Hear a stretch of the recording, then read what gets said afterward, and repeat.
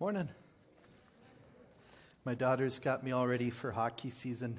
She bought me a Calgary Flame tie. I figured I'd wear it before I have no reason to have any pride left. So we're still undefeated, feeling optimistic. If you are just joining us and have missed the last couple Sundays, we have been in a September series in which we're thinking about the church, thinking about who we are, thinking about why we're here. And so we've explored like the roots of the church. How did the church begin? Why was the church born? What is the mission and the purpose of the church? Joelle's touched on that as far as loving God and loving others and helping others know Him. Last week we looked at 5 different pictures that help our understanding of the church. The church is a flock, a family, a temple that's under construction. It's a body. Did I say body? Kind of lost track of what I said. A family. So 5 pictures of who we are and why we're here. And today what I want to do is think about another theme that we should be thinking more about when we think of the church. Again, in October, we're going to start a series on the Gospel of Mark. So not next Sunday, the one after, though, looking at what it means to be a follower of Jesus. But when we think about all of us gathered as the church, if I were to say, before we go any farther in the sermon, I want you to take 1 minute, and on the sermon note page, I want you to write down all of the words that come to your mind that characterize or describe a mature follower of Jesus. If I said 1 minute in silence, everybody write out your list, I'm guessing that most of us would not include the theme before us today. And that's the word hospitality. We would say, well, that's silly. That's not important. Out of all the things the church should be doing, out of all the things that should describe someone who follows Jesus, hospitality doesn't make sense. It's not that important. And what I want to show you this morning is that that's absolutely not true. It's critical. It's essential. It's foundational. It's supposed to be a part of our very DNA as followers of Jesus. I'll give you a couple examples right off the top. When Paul was involved in the mission work early on, planting churches, one of the things they had to figure out was, okay, now we've got some Christians in Ephesus, for example. How do we structure the church? How do we grow the church? And so Paul wrote to Timothy about instructions for pastors and elders. And he lists some qualifications for people who are going to be leaders in the church.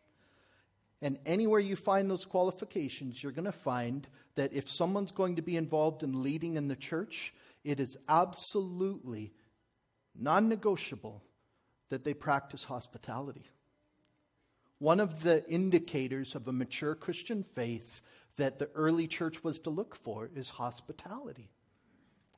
Another place I could point to, and it'll sit a little heavy at the beginning of the sermon here, but I'm okay with that, is in Matthew 25, Jesus is talking about how He's going to return.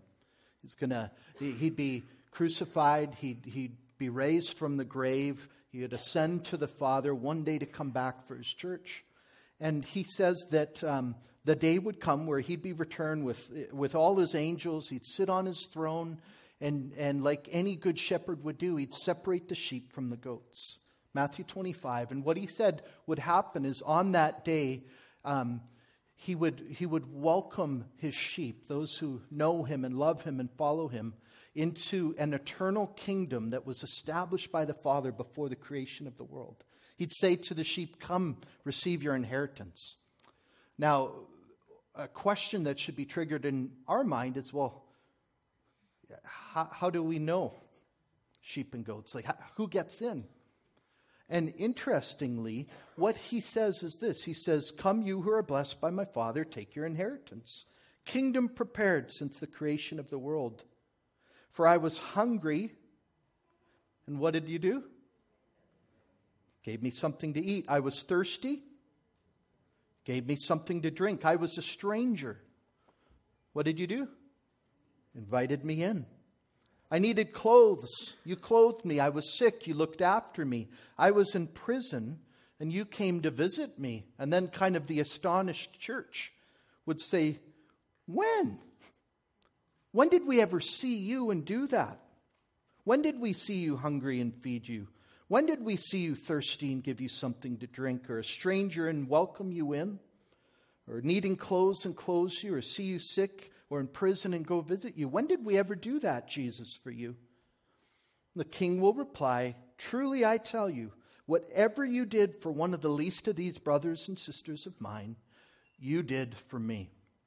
Now let me clarify right away so there's no misunderstanding. Jesus isn't teaching, nor am I, that we're saved or we're welcomed into eternity with the Father, Son, Spirit because we do a bunch of kind things for people or because we're better than someone else. We don't earn our way in. We're there only because of our faith in Jesus, who's good enough for us. But it's interesting that what Jesus does here is he doesn't say, well, here's who's going to be there that day. It's all the people who believe A, B, C, and D and have memorized A, B, C, and D, and who can recite A, B, C, and D, and who graduated with this degree or put in this much time in the church or served in these ways. He skips right past that and says, you know who's there? It's the people who get the gospel, and this is what it looks like.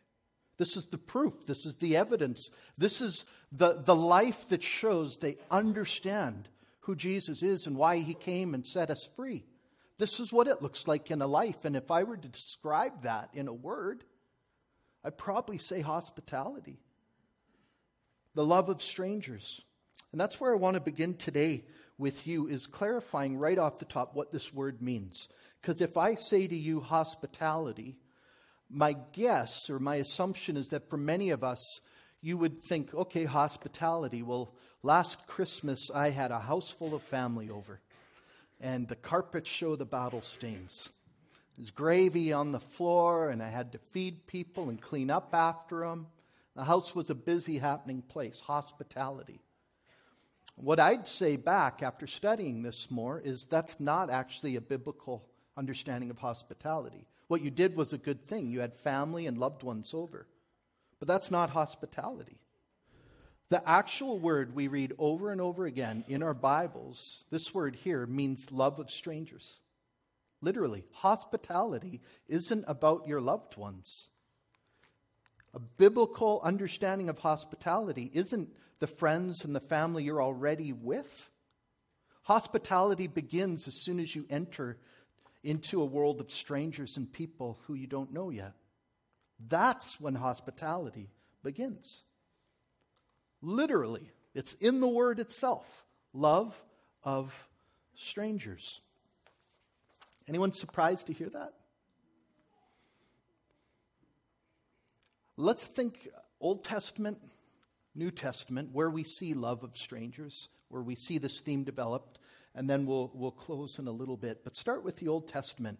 I think a famous example that comes to my mind immediately is you go way, way, way, way back to the time of Abraham.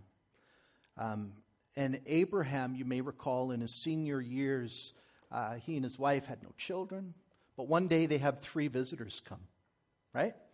And what they do is they show the visitors, the strangers, hospitality. They welcome them in, they feed them, they give them water, a meal. And how it worked is if I showed Mark hospitality and he came into my home, he essentially came under my protection. And so if anyone had an issue with Mark, they had to go through me. My life, my reputation was tied in how I cared for Mark. And what Abraham came to learn after the fact, that remember how the story had this twist? The people that he had turned from strangers to friends were actually heavenly visitors with great news of a son to be born. And we find all these little examples. You think of the way people welcomed in the prophets, even those outside the nation of Israel. The Shunammite woman receiving Elisha and so on.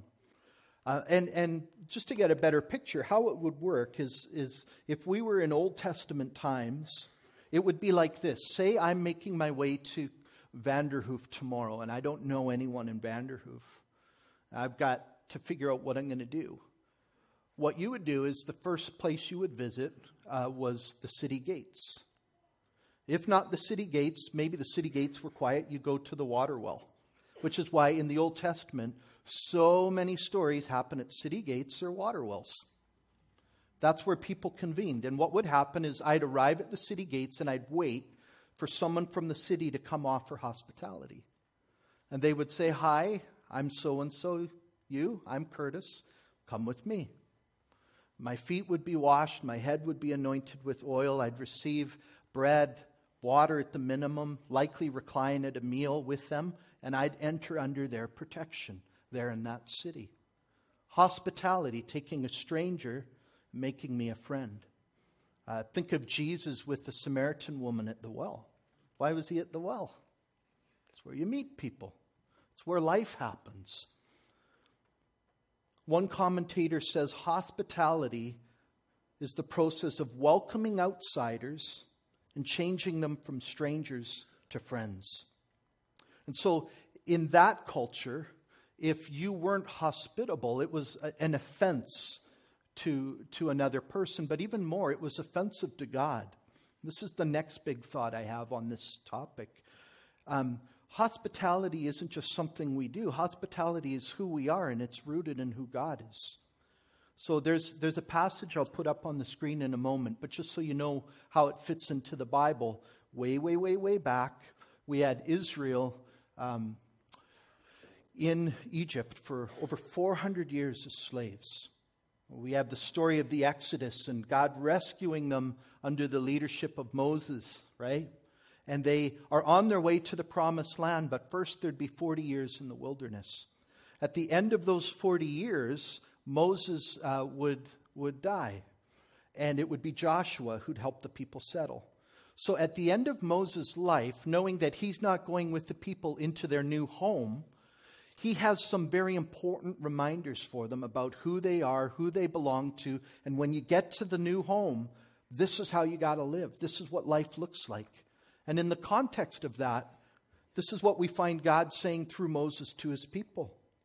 The Lord your God is God of gods and Lord of lords, the great God, mighty and awesome, who shows no partiality and accepts no bribes. He defends the cause of the fatherless and the widow. He loves the alien, giving him food and clothing. He loves the sojourner, the outsider, the one who's not a part of the group that's in, or not a part even of his people. And you're to love those who are strangers, aliens, foreigners, sojourners. For you yourselves were strangers. Interesting, on the cusp of entering a promised land, one of the big things God wanted to remind his people is never forget who you were. You know what it's like to be an outsider. You know what it's like. You know how Egypt treated you. And when you settle into the land I'm giving you, that's not how life looks. How life looks is you model yourself after me. I'm the one who takes strangers and makes them family. I'm the one who brings outsiders near. And this is how God's people should be. And so hospitality, literally the love of strangers, is in fact us as children modeling the love we've already received from our Father. And I mean, could go on and on. You think of how many times in the Bible we meet God's people around a table. The whole sacrificial system with all of its feasts ended up back at a table where God called people into fellowship with himself, and he brought people that were far now near. The Lord's Supper, which we celebrate here in this church, we gather remembering who we are, whose we are, why we're here, and how it all was possible through Jesus Christ. And the Father calls us near to him as family at the table. You think of the book of Revelation, and one of the great pictures of how God describes what's to come our way when the kingdom comes that Jesus spoke about is a wedding feast. All of us around a table, enjoying one another as people who were once strangers, now made family, as people who have received from God hospitality. And so that's kind of the Old Testament. But if you come to the New Testament, I think one of the places that we can think about hospitality is that the whole ministry of Jesus, those 3.5 years before his crucifixion, of public ministry, which dominates Matthew, Mark, Luke, and John's Gospels, all of that was supported and sustained by hospitality. How many times do we find him welcomed into a home, welcomed into a city, or himself welcoming others into social settings? He even taught frequently stories that involved hospitality and welcoming others. In Luke 14, here's a famous example. When you give a luncheon or a dinner, Jesus says, do not invite your friends, your brothers, your sisters, your relatives, your rich neighbors. If you do, they may invite you back, and so you will be repaid. But when you give a banquet, invite the poor, the crippled, the lame, the blind. You'll be blessed. That group described there are all the outcasts, the misfits. In a society where if you were any of those things, you were looked on by the religious leaders as being essentially under a curse of God. Because you're being punished, and that's why that's happening in your life. Jesus is saying, it's one thing, it's the easy thing to have the same people around your table, but God's heart is for those who aren't there. God's heart is still for the marginalized. God's heart is for those who aren't invited to the banquet, who can't repay you. But God says, whatever the joy you receive just from those moments with close family and friends around the table can't be matched by the reward God has for us as we practice hospitality. It's straight from the mouth of Jesus.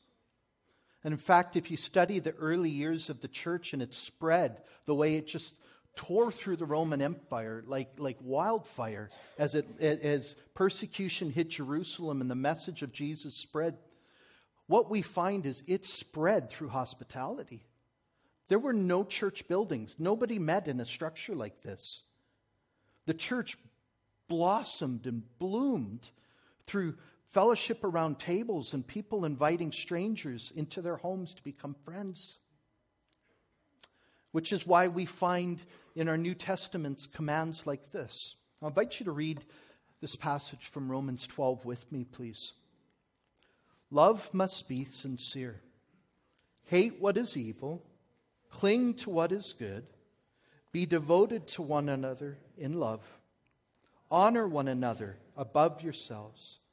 Never be lacking in zeal, but keep your spiritual fervor serving the Lord. Be joyful in hope, patient in affliction, faithful in prayer. Share with the Lord's people who are in need, and that's a command. I'm an introvert. You might not think so because I'm often up front. The longing of my heart on a Sunday morning is my quiet office with the light off. Hospitality is hard. We have to practice it. Literally, practice loving strangers. Makes me think of how Jesus said we'd be known. Do you remember? The world will know we're his followers. How? By our love. No wonder the church exploded as people obeyed that commandment right there on the screen. We don't just find it once. The Apostle Peter, let's read this. The end of all things is near. Therefore be alert and sober mind so that you may pray. Above all, love each other deeply, because love covers over a multitude of sins. Offer hospitality to one another. Notice where the period is in that sentence. We'd like to put the period, offer hospitality, period. And even in the early years of the church, with all the excitement, there's this recognition that often our hospitality is done with some grumbling and some mumbling, right? I just showed you two places in the New Testament where the command for God's people is to practice loving strangers and love strangers without grumbling. Let's take a deep breath. I just threw a lot of things at you. I'm going to transition to kind of wrap this up. I want to move it from the head to the heart and think about what we can do with these truths here as College Heights Baptist in 2018. But first, let me survey what we just went through by suggesting 4 big ideas. The first, hospitality is a key aspect of the Christian faith. Essential, foundational, always has been. Second, hospitality is literally a love for strangers, not just those already in our acquaintance. Third, hospitality is commanded of all who follow Jesus, and it's an evidence of a growing, maturing faith. And fourth, hospitality is absolutely rooted in the character of God. And so I would even say that whenever I'm practicing a love of strangers, I'm doing so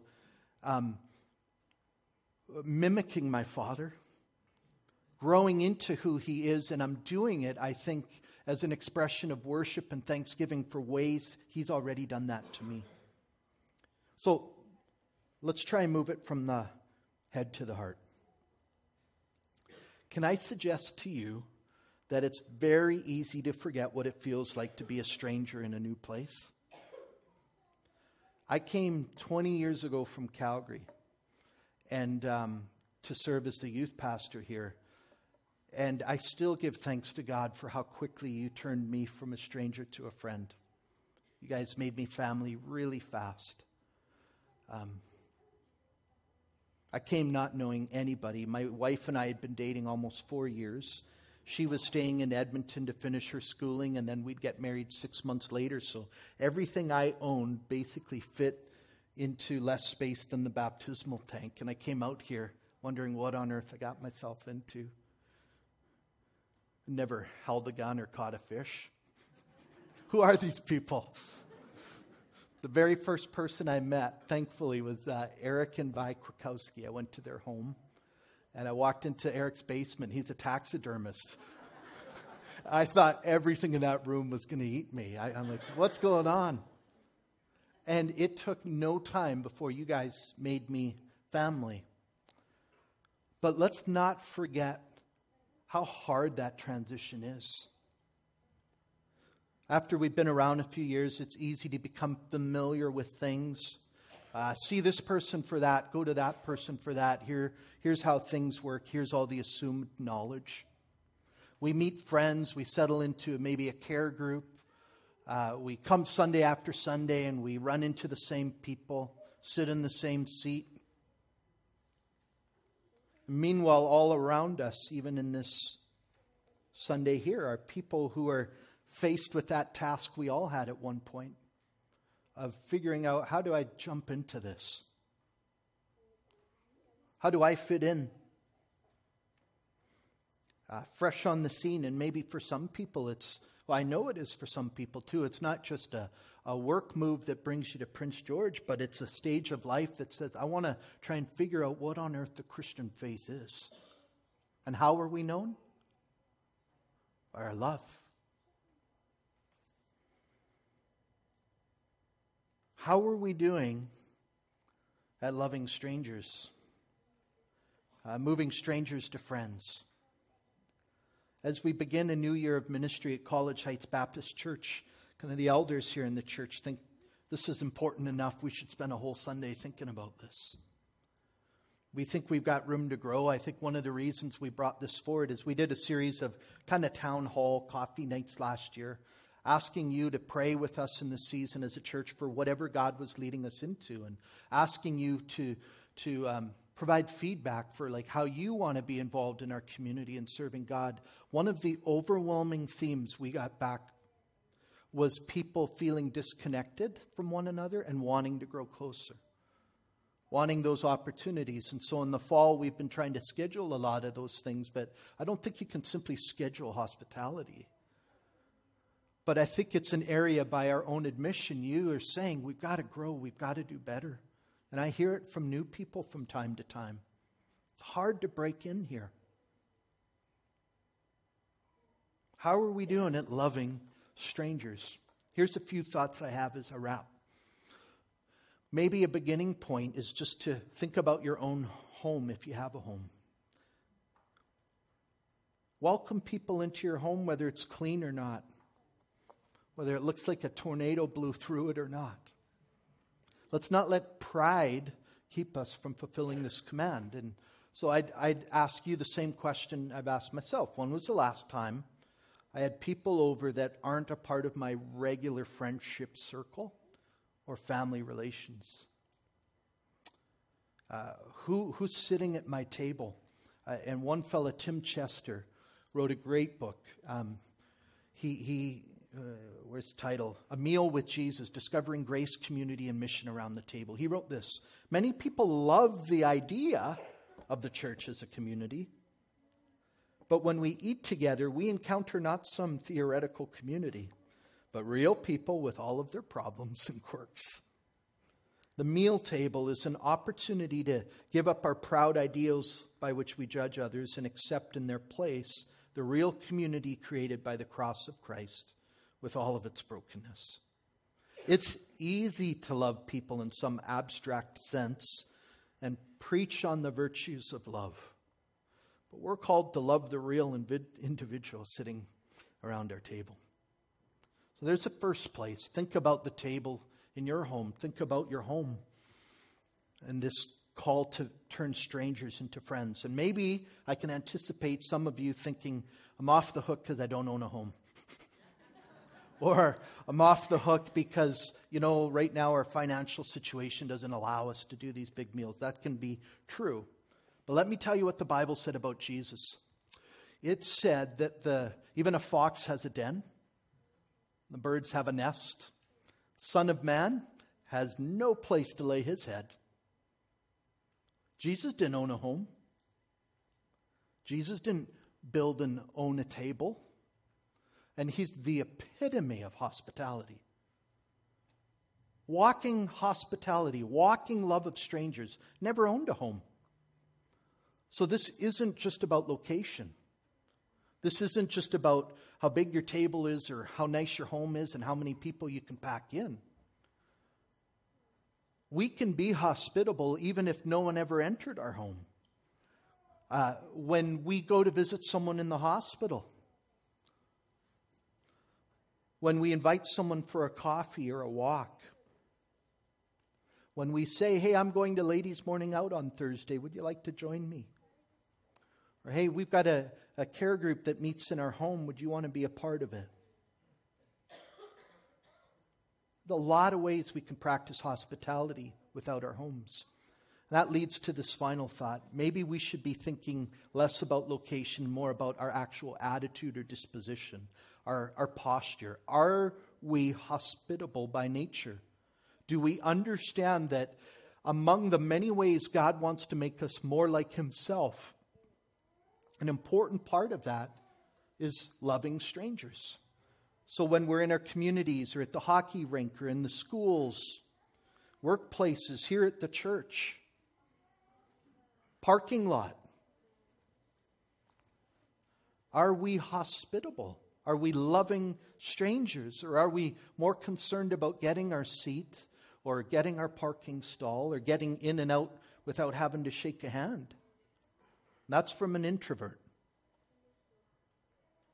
Do our words and actions demonstrate that we understand our own story? That we were strangers made family? That we were far away and brought near?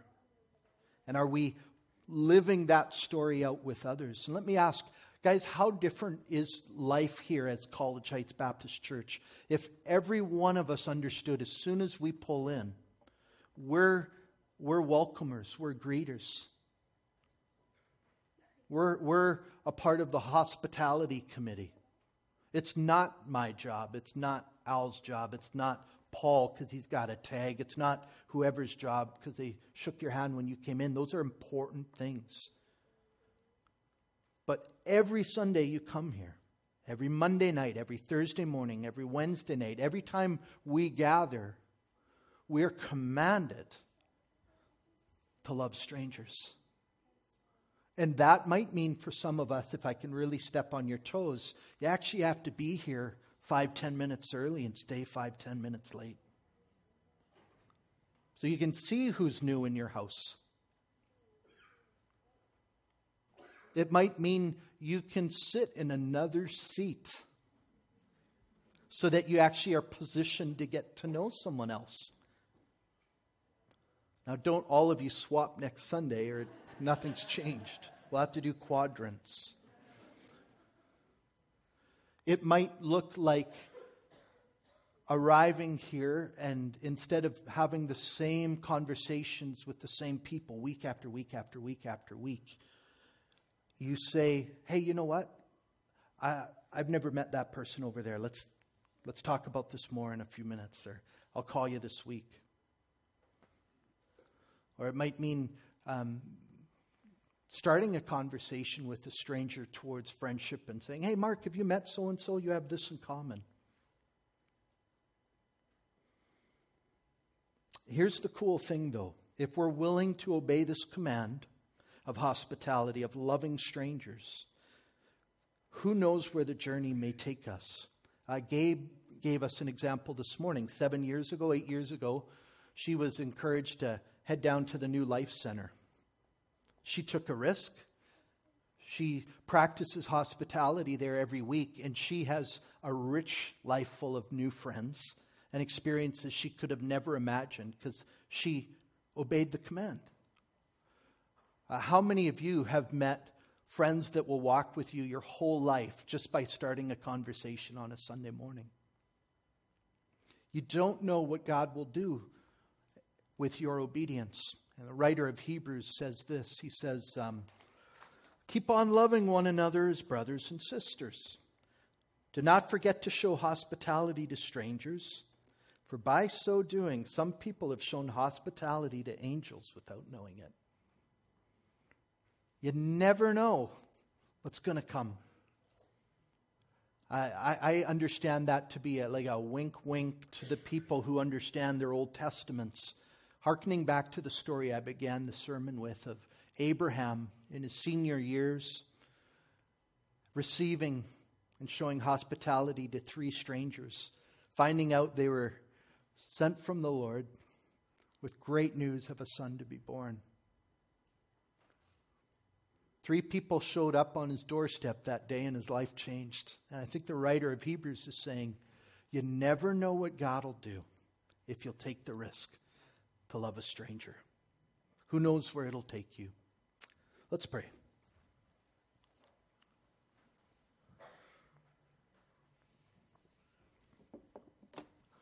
Lord, I thank you for this theme that we've been looking at today. And we begin by recognizing the way you have turned us from strangers to family. We were once far away from you, and you brought us near through Jesus. You've forgiven us.